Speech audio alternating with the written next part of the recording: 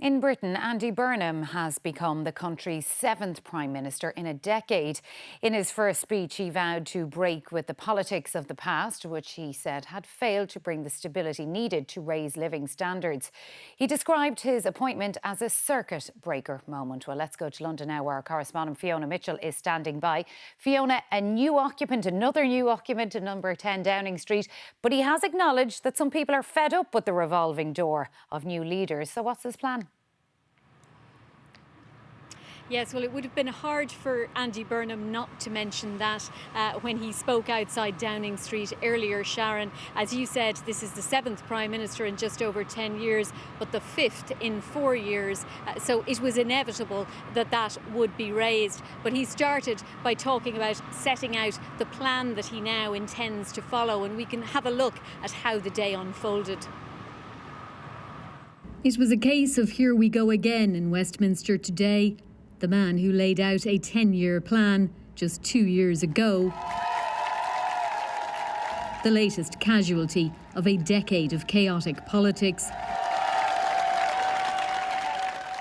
It has been the privilege of my life to serve you and this great country as Prime Minister.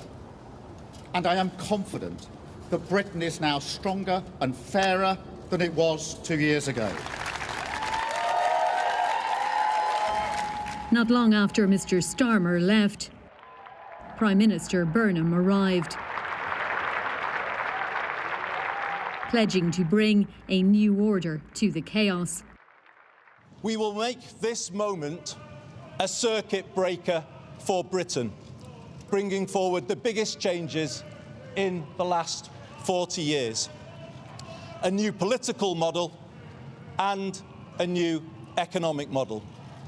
But I can do something to give people some breathing space now, some help with the cost of living. And I will set out some of those measures starting tomorrow, including how we pay for them.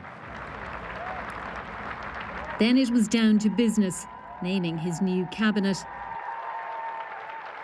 as Andy Burnham hopes he can buck the trend and stay in a Downing Street that has not had many long-term residents in recent years. Fiona, he's promising change, and as you say, he started with naming his new cabinet. What can you tell us?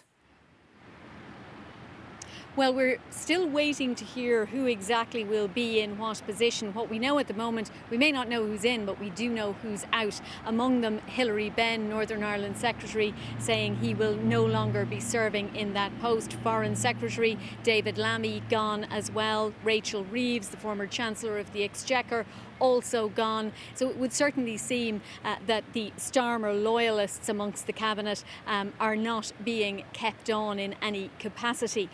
In the last hour, we did see the former Defence Secretary, John Healey. He resigned from his post under Keir Starmer over problems that he had relating to defence spending and defence funding.